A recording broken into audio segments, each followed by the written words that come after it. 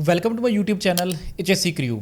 इस वीडियो में interview question series के लेक्चर नंबर 10 को देखेंगे और इसमें NFPA डायमंड को डिस्क्राइब करेंगे कि NFPA डायमंड क्या होता है। बेसिकली सेफ्टी इंटरव्यू में इसके क्वेश्चंस को किस तरह से पूछा जा सकता है। वीडियो अच्छी लगे, कंटेंट अच्छा लगे तो चैनल को सब्सक्राइब करना है और कमेंट्स में अपने रिव्यूज़ लाजमी देने हैं। तो स्टार्ट करेंगे। NFPA diamond is a labeling system used to identify the hazards associated with materials and chemicals. Most of the time आपने एक डायमंड नमा शेप जो है वो डिफरेंट केमिकल कंटेनर्स के ऊपर देखी होगी, जिसमें रेड, येलो, ब्लू और वाइट एरियाज होते हैं। इसमें रेड जो है वो फ्लेमेबिलिटी को डिपिक्ट करता है, जो येलो एरिया है वो इंस्टेबिलिटी और रिएक्टिविटी को डिस्प्ले करता है, जो वाइट है वो स्पेशल हैजर्ड्स को और जो ब्लू है वो हेल्थ हैजर्ड्स को डिस्क्राइब करता है। तो बेसिकली आपसे ये पूछा जा सकता है कि व्हाट इज़ NFPA डायमंड, तो आप भी इसी तरह से एक्सप्लेन करेंगे कि किसी भी केमिकल या हज़ार्डियस मटेरियल के बारे में इंफॉर्मेशन को ये डिपिक्ट करता है। और इसके बेसिकली 4 कलर्स होते हैं इस डायमंड के, और चारों कलर्स जो हैं वो डिफरेंट हैजर्ड्स के बारे में इंफॉर्मेशन जो है वो प्रोवाइड करते हैं। तो NFPA सिंपल इज़ दैट ये एक लेबलिंग सिस्टम है जो कि hazards related to the chemicals और मटीरियल्स को डिस्क्राइब करता है। Next is NFPA diamond is also known as NFPA 704 standards. Simple is that अगर आपको 704 स्टैंडर्ड्स के बारे में पूछा जाए कि NFPA के 704 स्टैंडर्ड्स क्या हैं, तो आप उसको डिस्क्राइब कर सकते हैं, आंसर कर सकते हैं कि NFPA डायमंड जो कि एक लेबलिंग सिस्टम है उसी को ही हम 704 स्टैंडर्ड्स का नाम देते हैं। इसी तरह से used on chemical container and in areas where hazardous materials are stored, handled or and used. Simple is that जहाँ पे केमिकल मटेरियल्स को यूज़ किया जाता है, स्टोर किया जाता है या फिर हैंडल किया जाता है, उन केमिकल कंटेनर्स के ऊपर इसकी लेबलिंग की जाती है इंफॉर्मेशन प्रोवाइड करने के लिए। तो NFPA diamond provide summary of potential hazards adding in emergency response and safety precaution. तो सिंपल इज दैट ये एक ब्रीफ समरी, या इसको हम एक आई व्यू से, बर्ड आई व्यू से एक दफ़ा ही हम इस डायमंड डायग्राम को देख के ये देख सकते हैं कि ये केमिकल जो है इसमें कौन कौन से हैजर्ड है, कितना हैजर्डियस केमिकल है, इसको किस तरह से हमने स्टोर करना है और कितना केयरफुली हमने इसको हैंडल और यूटिलाइज करना है। नेक्स्ट स्लाइड पे चलेंगे और NFPA डायमंड को प्रॉपरली एक्सप्लेन करेंगे कि red portion, yellow portion, white portion और ब्लू पोर्शन में कौन कौन से हैजर्ड्स हैं। उन इनकी हैजर्ड रेटिंग को देख के हम किस तरह आइडिया लगा सकते हैं कि ये केमिकल कितना हैजर्डियस है स्टोरिंग में, यूज़ करने में या फिर हैंडलिंग में। तो सबसे पहले देखेंगे रेड पोर्शन जो कि फायर हैजर्ड है हमारे पास। तो फायर हैजर्ड 0 से 4 तक बेसिकली इसकी रेटिंग है। 0 का मतलब है कि विल नॉट बर्न, मतलब कि जिस NFPA डायमंड केमिकल कंटेनर के ऊपर रेड पोर्शन में 0 लिखा हुआ है, इसका मतलब है कि इसमें जो कंटेंट है वो जलेंगे नहीं, मतलब वो कंबस्टिबल या फ्लेमेबल नहीं है। अगर 1 लिखा हुआ है तो इसका हमारे पास जो फ्लैश पॉइंट है वो अबव 200 फॉरनीट, ऐसे केमिकल्स, ऐसे कंपाउंड्स जिनका फ्लैश पॉइंट अबव 200 फॉरनीट है। फ्लैश पॉइंट बेसिकली क्या होता है? The temperature at which a liquid fuel give enough vapor in the mixture of air that can give a momentary flash in the presence of ignition source। इसे हम flash point कहते हैं। Basically flash point जो है वो किसी भी chemical या किसी भी लिक्विड फ्यूल की फ्लेमेबिलिटी को डिपिक्ट करता है। तो 1 इज, अगर रेटिंग फायर रेटिंग 1 है, रेड रेटिंग में 1 लिखा हुआ है, तो इसका मतलब है रिक्वायर हीट टू इग्नाइट। 200 फॉरनीट से ज़्यादा ऊपर लेकर जाएंगे, टेम्परेचर देंगे तो फिर ये चीज़ जलना स्टार्ट होगी। इसी तरह से हमारे पास अगर फायर रेटिंग 2 है तो बिलो 200 फॉरनहीट, इसमें हमारे पास जो flash point of the that particular liquid fuel है वो बिलो 200 फॉरनहीट होगा। इसमें क्या है कि मॉडरेट हीट और relatively high ambient temperature is required to ignite this chemical, और इसमें फ्लैश पॉइंट जो है वो 100 से 200 के दरमियान में रहेगा। तो रिस्क रेटिंग जो है वो रेड कलर में 2 लिखी होगी। इसी तरह से 3 अगर लिखा है, 3 मेंशन है, तो बिलो 100 फॉरनहीट, इसका मतलब है कि फ्लैश पॉइंट जो है वो बिलो 100 फॉरनहीट है। And liquids will ignite ambient temperature flash point between 73 Fahrenheit to 100 Fahrenheit के दरमियान में अगर किसी चीज़ का फ्लैश पॉइंट है तो वो इग्नाइट कर जाएगा।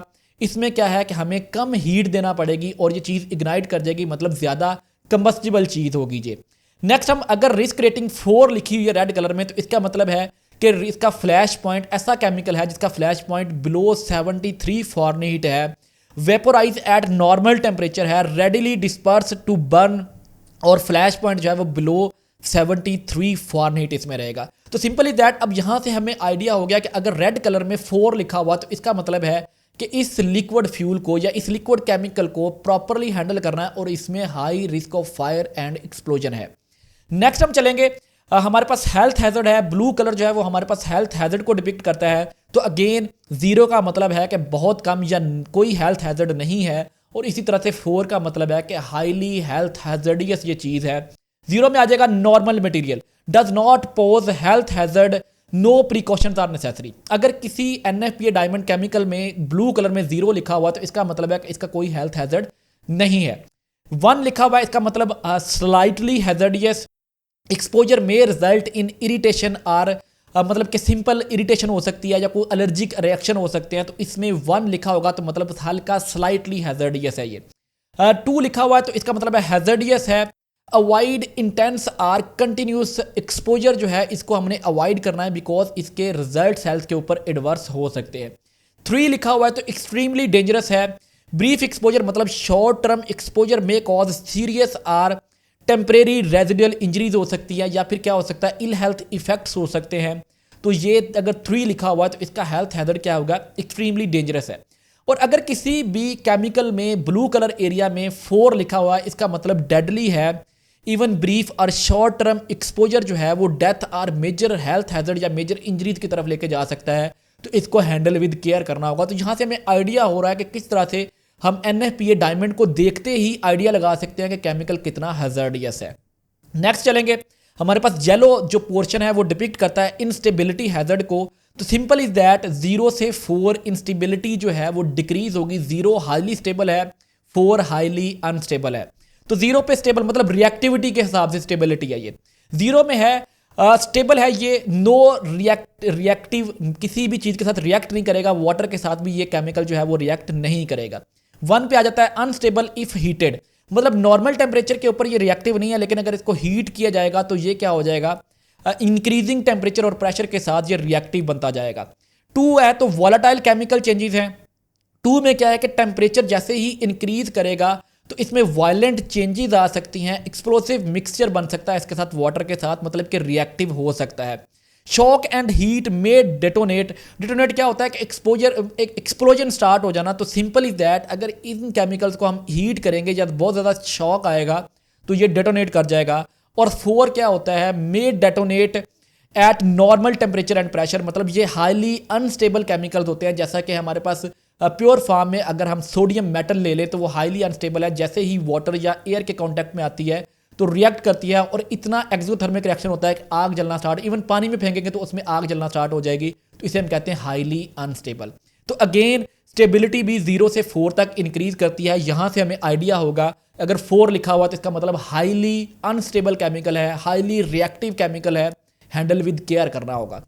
Next is white colour specific hazard है।